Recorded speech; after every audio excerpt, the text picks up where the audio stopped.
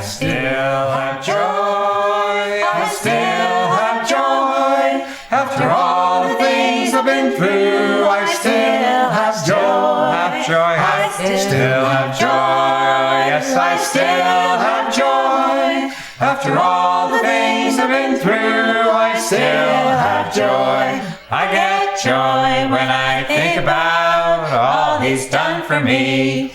He even broke the habits trying to conquer me. Well, I spoke to the mountain, it ran down to the sea. I can't begin to tell you what He's done for me. 'Cause you know that I still have joy. Yes, I still have joy. After all the things I've been through, I still have joy. I still have joy. Yes, I still have joy. After all the things I've been through, I still have joy. After all the things I've been through, I still have joy. Wow. Welcome to the program we call Living and Dying, the show that brings you news information about the Brattleboro Area Hospice. And we're very happy today to have members of the Hallowell Singing Group, Kathy Leo, hi, Rich. Mary and Peter Amidon, Mary Alice and Peter Amidon, and Tom Goldschmidt. Thank you so much for starting us. What was the name of that song? That was I Still Have Joy. And these guys can tell you where it came from, actually. Well, it was. We learned this from a gospel group that was on that had been brought up to a festival by Pete Seeger from North Carolina, and they didn't ever perform this song. One of the women at a party, Mary Alice and I, sang it into her tape recorder and said, "You have to sing this song." So we've been singing it ever since. Joyfully, too. Right. So let's start back in the beginning. Hallowell came together when? Actually, this is perfect timing because we are about to have our 10-year anniversary, so 2003. So we've been doing this for 10 years, remarkable, a decade.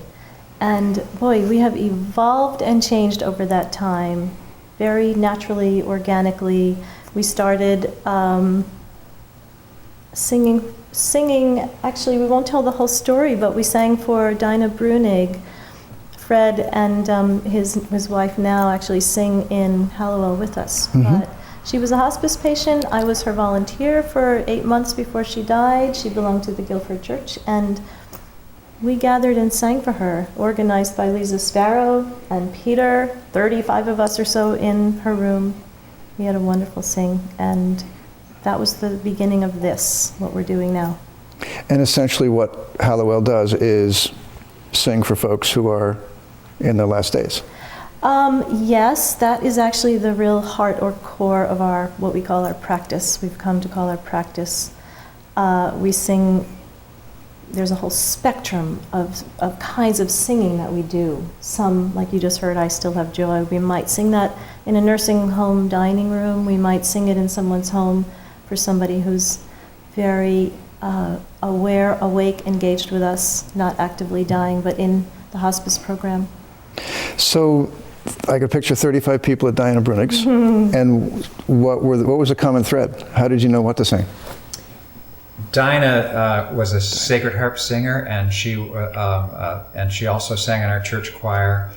And we just, the people who came had pretty much a common repertoire of songs, but I kind of thought we would just sing 3 songs. We were downstairs, and I said, well, sing these 3 songs, and then we'll, because she was very close to death.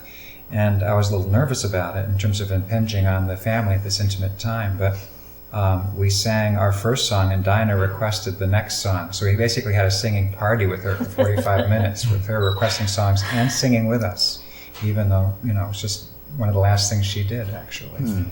And I thought, this is just a great way to be with somebody when they're dying. And is that the impetus that turned it from a one-time thing into an organization? It was. Actually, Nori Ennis was the hospice patient care coordinator at the time, 10 years ago, and she got wind of this, called me up and said, this sounds like something we should offer to anybody. What do you think? And I said, I don't know what to think. Let me just put it out there, which is what I did.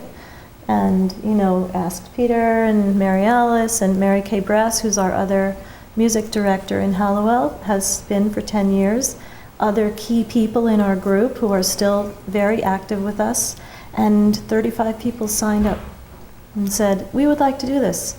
And then, of course, it was, okay, how do we bring these people into this really sacred place where there's this thing going on, it's intimate, there's family dynamics, there's a comfort level with being at the bedside, with seeing death, with being comfortable with death.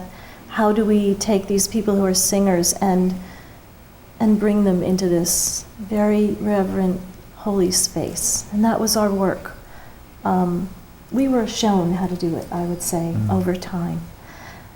I kind of took it on as my thing. I feel like the universe tapped me on the shoulder and said, this is what you're going to do now for the next 10 years, okay? And I said, okay. I personally hope it's longer than 10. Never know what's next. Well, that's an interesting question in terms of going into people's homes or going into nursing homes, into the presence, so to speak. And I know with hospice volunteers or bereavement volunteers, there's a lot of training. Do Hallowell Singers go through hospice training? That's a great question. They don't go through the hospice training that the volunteers go through, and that was something we created very early on. We created a training specifically for hospice singers. We're in there in a very different capacity. True? Is anybody? Yes, and I think for me the primary thing we learned was about confidentiality and how to be in the room and allow the leader, we always have a singing leader and a space holder leader who's make the connection with the family, and we've learned to become very quiet. We sort of come in and our job is really purely to sing, and we had training around that. That was very important. Yeah. So the space holder, is that the phrase? Yes. Works with the family to make sure everything is being appropriate and it's the right time period and the right... And to communicate with the singers and to sort of shepherd the singers also. Sometimes called the coordinator. They'll check in with the family, come out, check in with the singers, and then sometimes even just tell the singers where to be, because actually where we are in this space is important. And Kathy often has a wonderful sense of saying, they'll see a sister or a mother or a daughter over there and says, why don't you come and sit right next to you, Yeah, it's something I call reading the room, which, is not an easy thing to teach. And for anybody who's been in a hospice situation, you know what I'm talking about. There's so much going on in that space. And the singing, it's like this, I don't even know what to call it, but it is a really powerful tool inside that room. Because when we open our mouths and start singing, something happens in there. Hearts open, people take a breath, people cry who maybe haven't cried yet. It really invites open hearts, emotion, bringing families closer together. There's this unexpected thing that happens when, especially I think a cappella singing, music at the bedside is very powerful, but there's something about the voice. There's something about, we're vulnerable because we're singing. So we make ourselves vulnerable and sing, and that invites vulnerability back from the family, or honesty, or something. This sort of surge of emotion that just shows up. It's really quite remarkable what happens in there. What's a good number of people to take into that setting? I would say it depends on what the situation is. So if we're doing what we call a vigil sing, where somebody's actively dying, they might be unresponsive, there might be a lot of family in the room, and it's really a setup for a lot of grief to show up, etc. We bring a small group, 4, a quartet is really beautiful. And we might bring 6, because sometimes it's nice to have somebody else to lean on a part with you when there's so much emotion present. But the answer to that is that Hallowell, we've learned how to make ourselves very small. We've learned how to energetically make ourselves small as a group. So even if there are 8 of us, we can still do that. Just by how we move our bodies, our breath, the energy we bring in. Yeah, we've learned how to do that. And we quiet ourselves before we go into a space. And we've trained people other than the coordinator to not interact with people unless, they initiate it. But just go in, we're finished, we leave, so they don't have to, come out of themselves, and we kind of leave that up to the coordinator to be the one who interacts, because it can be kind of overwhelming too. Yeah. It's almost as if you're almost acting as one person or entity. Then it's a lot less complicated. Exactly. Yeah, we really are.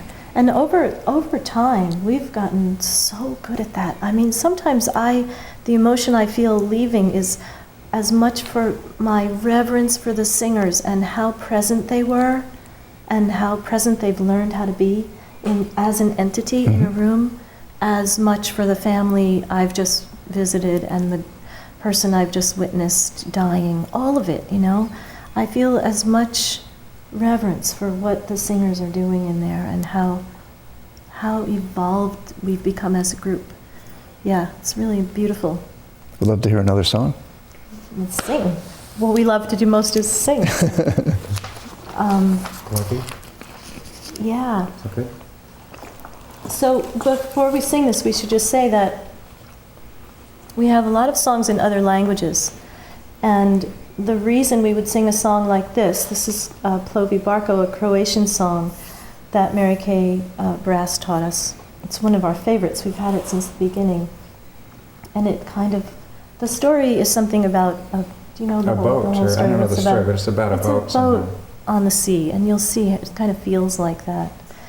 But we might use this in a situation where somebody's very close to dying, and we don't want to draw them out of wherever they are. With specific words. Exactly. Or a familiar song. Right. Right. And so having these songs that very chant-like, or, in other languages, we're assuming they don't speak Croatian, but but we hope it sends them deeper into where they are rather than draws them out. Sure. So we'll use it in that situation. Yeah, there's the tenor and the alto and the soprano.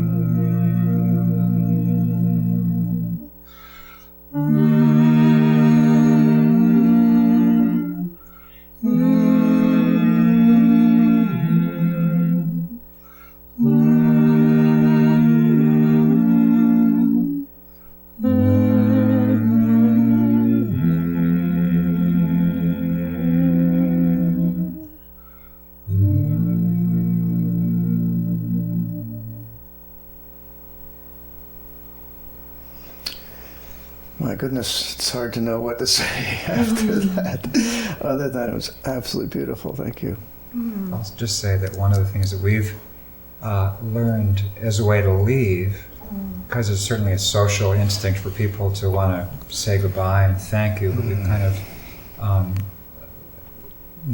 we just walk out. As you're humming, singing? Yeah. Humming. So we start humming and walk out humming, and the leader will sometimes stay behind and just say goodbye to them, but that with the singers can be really graceful.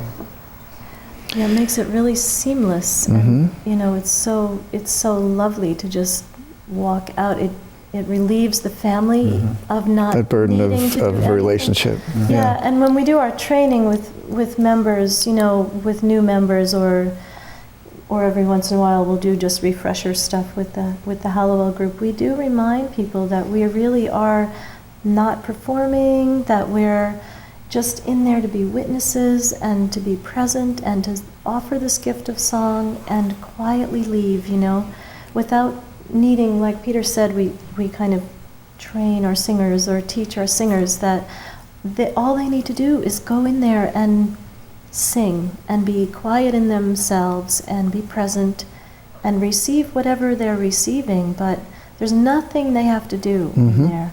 And it gives each one of us this opportunity to kind of revisit our own relationship with and attitude about death and about life and death, you know, the whole journey of it. I really encourage people to go in there, whether this is their belief or not, believing that when somebody dies, you know, they have everything they need with them to make the journey alone. That's a John O'Donohue teaching that I really, really took to heart. And the other thing is to believe, whether this is true or not, we don't know, but to really, really assume that the person in the bed, their consciousness is greater than it's ever been, so that what's in our hearts and in our minds and in our belief, in our attitude, in our bodies, our thoughts, they know, they can feel it somehow or perceive it. And so we go in there with that. And we sing to that, you know, and it's truly amazing what happens. One thing that I've learned a lot from Kathy, we all have different levels of reading a room. But Kathy, if you could just talk about when you talk to the person who's dying, especially in the vigil situation, what you say to them. Right. Well, all of our leaders do this now. You know, we have 10 or 11 leaders, song leaders, and some of them are double as music leaders. But what it means to be a leader is to be the person who prepares the group and then goes in ahead of time and alone and talks to the person in the bed.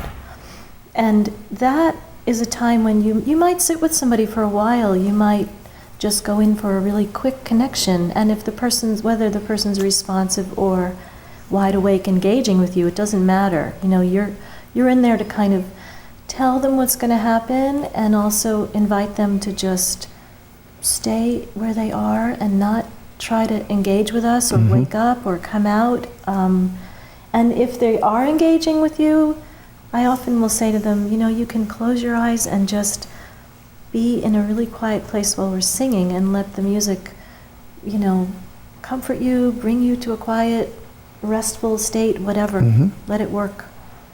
Given the variety of songs that you can sing that come from a variety of different spiritual traditions, do you have family members or individuals making requests for, I would like specifically songs from this tradition or another? Does anybody want to answer that? Yeah. They sometimes request songs that are unexpected. Like one time somebody requested "Hey Jude" and or a song from. Is that in your songbook? No, it's not. It better be now. But we are learning some Beatles songs now, but because it's a generation coming up. But sometimes they'll request songs that are, you know, just jolly, you know, songs that are "You Are My Sunshine" or something like that, which is really great, and we often honor the request. But one thing we've learned is that it's easy. It's that we know, even in a social sing, that it's always good to sing a quiet song in there and to have that quiet, go to that quiet place. Sometimes the sings are quite jolly. A person has cancer, but they're feeling great and they're sitting up and, you know, you're laughing. But we have a responsibility to, because we know that it's just really great to bring us all to a quiet place, even in that sort of more festive atmosphere. And also just as a way to show the family that we also can do this, you know. We have, how long ago did we start our Thursday Sings? Maybe 2 years ago or 2.5 years ago. We started doing a regular monthly, what we call our first Thursday Sings, where I'll organize sings for maybe 3 or 4 groups, and every group has 2 leaders. So people sign up ahead of time. And then, you know... These are Hallowell Singers? These are Hallowell Singers. From a total number we of... have 43 singers in our group, so that's our pool. And we'll send out groups, no more than 8 in each group. Oh. And you know, depending on how many leaders we have, we'll send out different groups, each with 2 leaders, and we'll go to people's homes or hospitals or nursing homes. And Ryan, through Brattleboro Hospital, Ryan Murphy usually works very closely with me. He has his active list. I have my active list. We get, you know, new clients every month.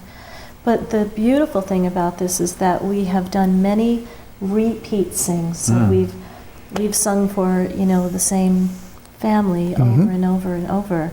And what Peter was just saying about, so those are often social sings because we're returning and they know us and we have a relationship. Different kinds of songs. We'll then. sing more lively songs, or they'll have requests, but we'll always try to do at least 1 or 2 really quiet songs during our sing so that they know that we also have that potential. We had a woman we were singing for. I counted, I think, 15 visits to her. And she died recently. And when she died, she ended up in the hospital.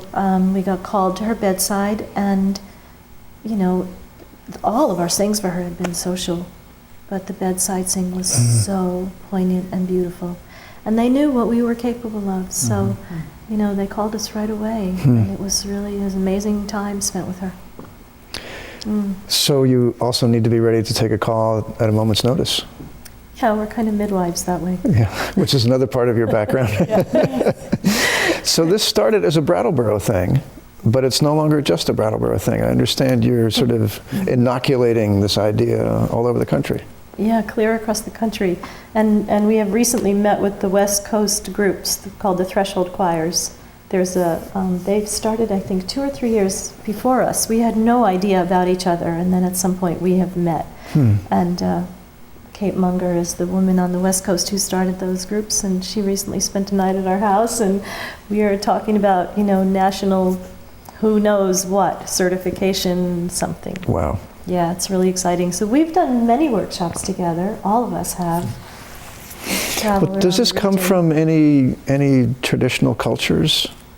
Just the idea, I mean... Singing for people who are dying is an idea, it's not a new idea, and I think that, you know, the typical group that does that, I mean, family people do it all the time. Sure. The church, you know, our church group was just doing that. Our choir would go out and sing for people who are shut in or dying. So in that sense, it's quite traditional. I think what's new is having a group, a chorus who's specific. What's actually really unique, as far as I know, in our group, and the 40 groups I think that have started, inspired by Hallowell, is doing soprano, alto, tenor, men and women, a cappella singing, and a group whose purpose is to sing for the dying, and to go sing for people who are dying who we don't know, because when usually the tradition really is singing from within the community. But if someone doesn't have a singing community, and this is where this hospice service comes in, I think of it as sort of a service for people who do not have a singing community. Right. Well, it's certainly reassuring, too, now in our region, to know that there's a group that's, put it so bluntly, but have a track record. I mean, you've done this long enough, and you've worked out all the kinks, and you're all so good at doing it and doing it in the right way, that Brattleboro Area Hospice is very lucky to have you folks to call on. Well, and we feel so grateful to have Brattleboro Area Hospice as our support, and, you know, just the way we relate to them is really unique, and it works. It's not true in all the communities. There are different relationships and different ways that people, you know, work with their hospice. So we are so grateful. Yeah. It's you mentioned that everyone dies alone, and it's wonderful to be able to sort of deliver them to that moment with music coming from many voices at once. It's a sacred task. Indeed, it is a sacred task. Yeah, we feel, every time we go out to a sing, we feel grateful and blessed, and there's a sort of anointing that goes both ways. It's true. I can think of a sing last week where this woman's eyes on us as we sang, and just the incredible sense of peace and calm. It was such a gift to me as I sang to her. And it was lovely. And I think, as Kathy mentioned earlier, sometimes just our walking in and beginning to sing, you can feel the family relax, and then the tears can flow. It gives them a space. It's a wonderful thing. How's it been for you, Tom? Well, I've noticed that about the families too. I mean, we're singing for the person in bed, but so often it's the families that really get anointed by this singing, and it gives them opportunity to really show their grief, and to rest sometimes. I mean, you're probably familiar with how difficult it is to keep someone at home, during that time, during hospice. And so oftentimes, if we go back to families time and time again, we've been told that that's a moment for the caregivers to kind of rest in our songs as well. So it's a real privilege for me. That's the way I feel about it. It's such a privilege to be invited into that space. Quite amazing. Well, from the sacred to the mundane, where did the name Hallowell come from? Oh, it's not that mundane. There's a song called Hallowell that was written by Stephen Spitzer for a friend of his who lived in Hallowell, Maine, actually, who died of a bee sting. He wrote this beautiful, the poetry is absolutely lovely, and so it's in our repertoire, but it's the sound of Hallowell just felt so right, probably because it wasn't a word that meant anything, but it has a very sacred feel to it. So, it came to us, like everything about this group. It kind of chose us, I think. Yeah. Well, thank you for coming here today. I'm going to ask you to close with one song, but I want to remind everyone else that if you want to get in touch with Brattleboro Area Hospice to find out more about Hallowell or anything to do with Brattleboro Area Hospice, you can reach them at 257-0775 or brattleborohospice.org. My name is Richard Ewald. I'm a hospice volunteer, and I've been very happy to be here today with some members of Hallowell, Kathy Leo, Peter Amidon, Mary Alice Amidon, Tom Goldschmidt. And so, Kathy, why don't you tell us a little bit about the last song you're going to sing? Oh, well, this is a song that we're going to sing, but what's the quiet?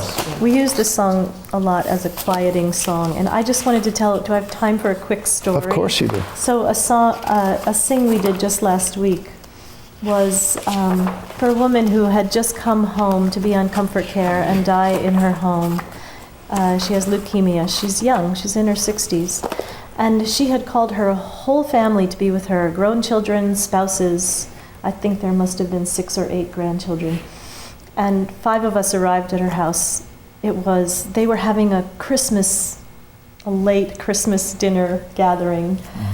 And they didn't even hear us at the door. It was so noisy in that house. It was bedlam in that house. The kids were running around, jumping around on the furniture. We were knocking on the door, ringing the bell. And, this was an invitation. They were expecting us at 6:30. So finally, after about 5 or 10 minutes at the door, they saw us standing outside, and they came and opened the door. The noise level was unbelievable in this house. And I said, well, where is she? And I kept pointed around through the den, so I went, the singers waited in the hall, I went inside. I sat with her. She was awake, lying on the couch, wrapped in a blanket, her head in a hat, and very comfortable, but we had to, be this close to talk to each other, to hear. And I told her we were going to come and sing. She was grateful, etc., etc. And I just thought, okay. It was so loud in there, just, people in the kitchen and the relatives and the children. I went and got the singers, and I said, let's just start to sing. So the 3 women, we kneeled next to her on the couch, and the 2 men stood behind us, and we started to sing this song that we're going to sing for you now. And what happened was just amazing. As soon as we started to sing, you could hear a pin drop in that house. And the whole family they just gathered. It was like I don't know how to say it. It was a holy thing, you know. They all came, they sat on the couches, they started to cry. The granddaughter sat right next to the grandmother. The husband came. At that point. They gathered, they quieted. It was so prayerful and reverent. I had never seen such a really clear response to the music as that. I mean, we see it all the time, but this was just... It's kind of dramatic. It was so dramatic that it was... I wish that somebody had taped it just for them to see, you know. It brought them together in this really beautiful way, and this is what we sang. It's called Blessed Quietness. Yes, and I just said, let's sing Blessed Quietness, and there it went, and it happened.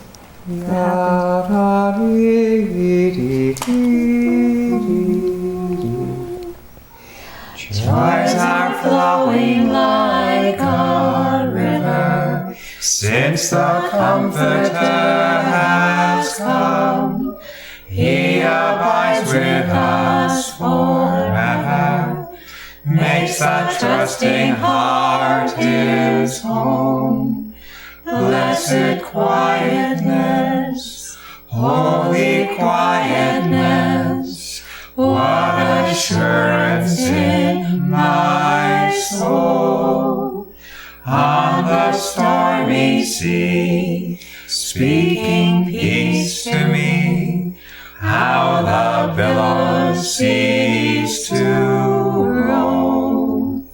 Like the falling rain from heaven, like the sunlight from the sky, so the Holy Ghost is given, falling on us from on high. Blessed quietness, holy quietness, what assurance in my soul. On the stormy sea, speaking peace to me, how the billows cease to roll. What a wonderful salvation, where we always see his face. What a peaceful habitation, what a quiet resting place. Blessed quietness, holy quietness, what assurance in my soul. On the stormy sea, speaking peace to me, how the billows cease